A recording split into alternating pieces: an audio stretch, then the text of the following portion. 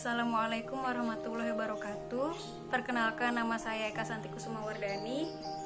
Saya dari Universitas Muhammadiyah Profesor Dr. Hamka, Fakultas Agama Islam, jurusan Prodi Bahasa, Pendidikan Bahasa Arab.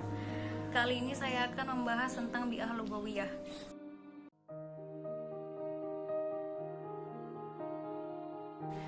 Berbicara tentang bi'ah lugawiyah, yaitu kita berbicara tentang bahasa dan lingkungan, yang mana bahasa merupakan sarana atau alat yang digunakan manusia untuk berinteraksi dengan sesamanya atau orang lain, dan lingkungan yaitu tempat tumbuh dan berkembangnya bahasa itu sendiri.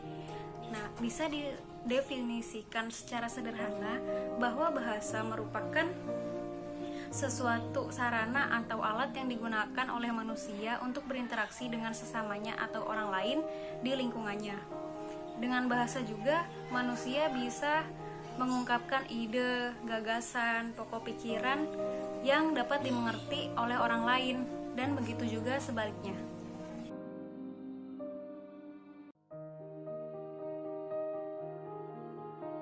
Lingkungan merupakan unsur yang terpenting dalam mengembangkan kemahiran bahasa seseorang. Dan seseorang dapat mahir dalam berbahasa itu disebabkan oleh dua faktor. Yang pertama, pemrolehan bahasa atau iktisabul lughah. Dan yang kedua adalah pembelajaran bahasa atau ta'limul lughah. Kita membahas yang pertama, faktor pemrolehan bahasa atau iktisabul lughah, yaitu di mana seseorang mendapatkan bahasa itu secara alami atau dalam keadaan tidak sengaja dan tidak sadar. Artinya, seseorang mendapatkan suatu bahasa atau seseorang dapat mahir dalam berbahasa ketika mereka mempelajarinya dalam saat berkomunikasi yang mana lingkungannya memiliki bahasa tersebut atau menerapkan bahasa tersebut. Dan yang aktif dalam hal tersebut yaitu pelajar itu sendiri atau seseorang itu sendiri. Contohnya, seperti pengalaman saya di kampung bahasa Inggris. Karena faktor lingkungan yang semuanya berkomunikasi dengan bahasa Inggris, lambat laun kemahiran berbahasa Inggris saya pun semakin bertambah, atau level berbahasa saya pun semakin bertambah. Begitu juga dengan bahasa Arab dan bahasa yang lainnya. Jadi hal ini jelas menjelaskan bahwa lingkungan itu unsur yang paling terpenting dalam mengembangkan kemahiran bahasa Arab seseorang. Kemudian yang kedua yaitu faktor pembelajaran bahasa atau ta'limul lughah. Faktor ta'limul lughah ini di mana seseorang ini mendapatkan bahasa karena mereka belajar. Contohnya, mereka belajar dengan guru atau dengan media-media yang lain seperti TV, YouTube, atau CD-CD yang mana menjelaskan tentang bahasa-bahasa yang ingin mereka pelajari. Dan untuk mendapatkan bahasa melewati pembelajaran bahasa saat ini sangat banyak, seperti suatu lembaga yang menyediakan kurikulum tentang bahasa yang memudahkan kita mempelajarinya.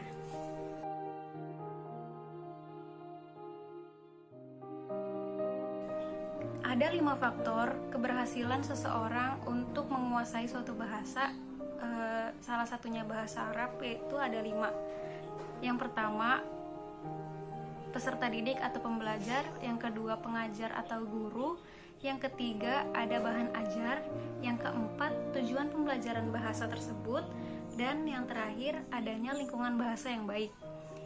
Maka dari itu, seseorang yang berada pada lingkungan bahasa yang baik, maka mereka akan mampu menguasai bahasa tersebut dengan baik dibandingkan dengan seseorang yang mempelajari bahasa tetapi dari lingkungan yang tidak sesuai dengan bahasa yang ingin ia pelajari.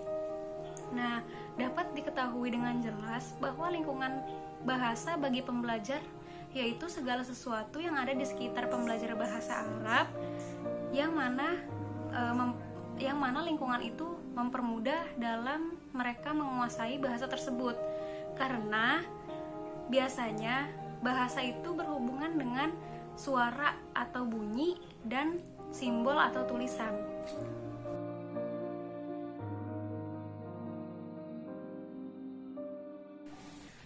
Dalam konteks pengembangan lingkungan berbahasa Arab, setidaknya ada 5 lingkungan yang harus lebih diperhatikan. Yang pertama, lingkungan penglihatan atau bi'ah mar'iyah. Contohnya seperti papan pengumuman, gambar-gambaran, itu menggunakan bahasa Arab keseluruhannya. Kemudian lingkungan pendengaran atau bi'ah sam'iyah.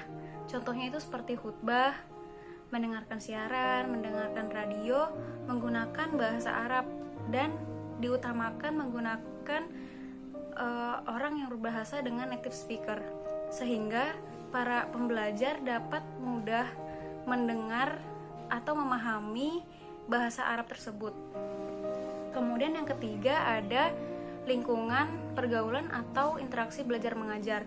Contohnya itu seperti siswa atau pembelajar berkomunikasi dengan temannya menggunakan bahasa Arab atau dengan gurunya agar mereka terbiasa dan lancar dalam berbahasa Arab. Kemudian yang keempat ada lingkungan akademik.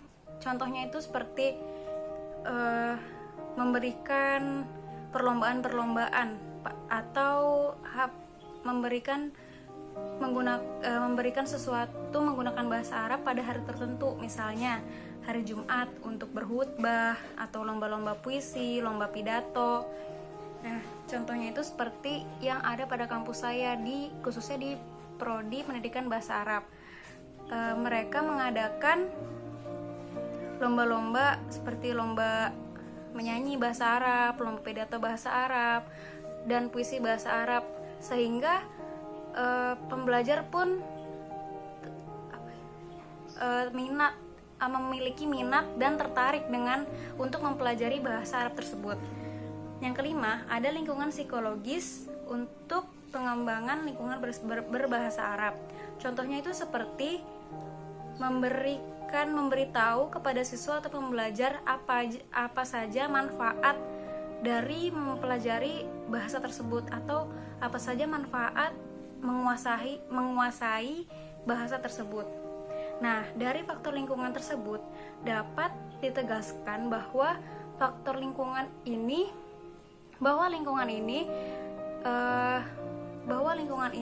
perlu direvitalisasi, yang mana pedoman, sumber-sumber belajar atau potensi dapat dimanfaatkan dan dioptimalkan bagi mutu pendidikan bahasa Arab ke depannya.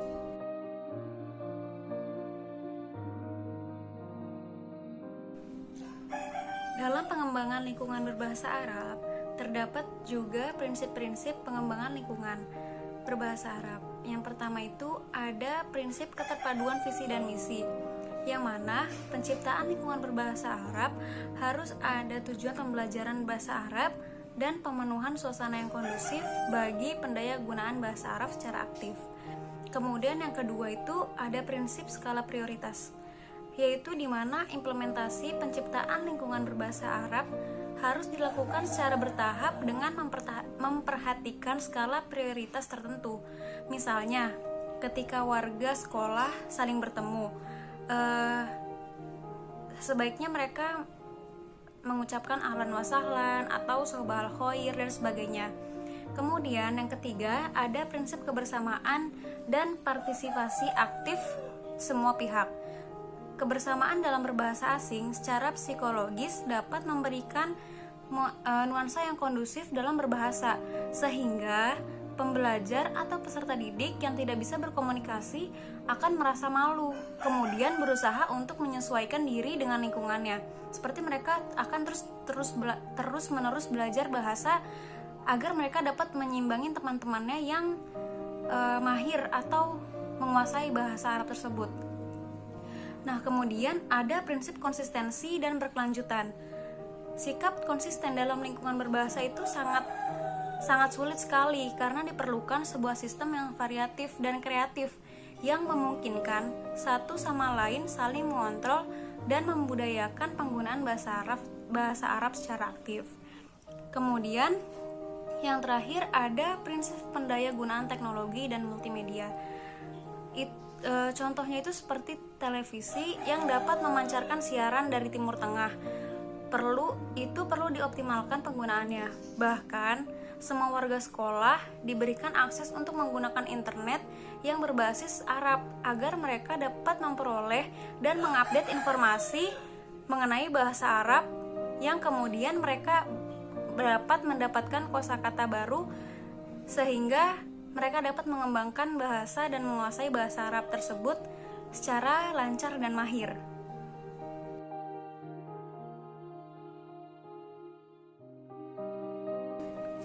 Ada strategi-strategi yang dapat digunakan pengajar untuk membantu atau mempermudah peserta didik dalam menguasai bahasa Arab. Dan ada dua strategi yang bisa digunakan. Yang pertama, menciptakan lingkungan berbahasa Arab secara formal. Untuk banyak cara yang dapat dilakukan oleh pengajar untuk menciptakan lingkungan berbahasa Arab yang secara formal ini.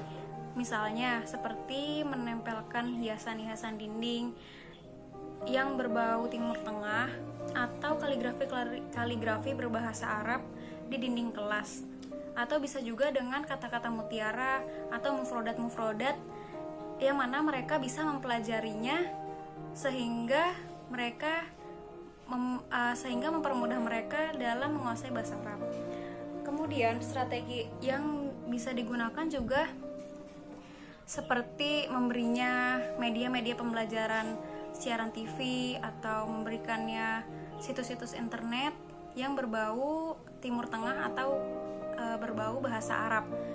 Kemudian bisa juga dengan memberikan kalimat-kalimat bahasa Arab di papan tulis, misalnya tanggal menggunakan yang di sebelah kanan dengan bahasa Arab, menuliskan bismillah di papan tulis, atau menuliskan bahasa Arab di papan absensi kehadiran siswa. Nah, dari sekian strategi untuk menciptakan lingkungan berbahasa Arab secara formal, itu dapat ditunjang dengan adanya kerjasama dari siswa dan pengajar agar kegiatan belajar mengajar atau penguasaan bahasa Arab dan lingkungan berbahasa Arab menjadi optimal dan dapat meningkatkan mutu pendidikan siswa tersebut. Kemudian, strategi pengembangan bahasa Arab yang bisa dilakukan oleh pengajar yang kedua yaitu menciptakan lingkungan berbahasa Arab secara informal. Contohnya itu seperti membangun miniatur-miniatur negeri Arab sehingga para siswa dapat menikmati suasana-suasana yang kearab-araban. Juga dengan memberikan mereka lagu-lagu berbahasa Arab atau video-video native speaker berbahasa Arab yang dapat membantu mereka dalam memahami bahasa Arab sehingga mereka dapat terbiasa dan mampu dengan mudah menguasai bahasa Arab. Sekian pembahasan yang dapat saya jelaskan dan saya paparkan hari ini. Kurang lebihnya mohon maaf. Wabillahi taufiq wal hidayah. Wassalamualaikum warahmatullahi wabarakatuh.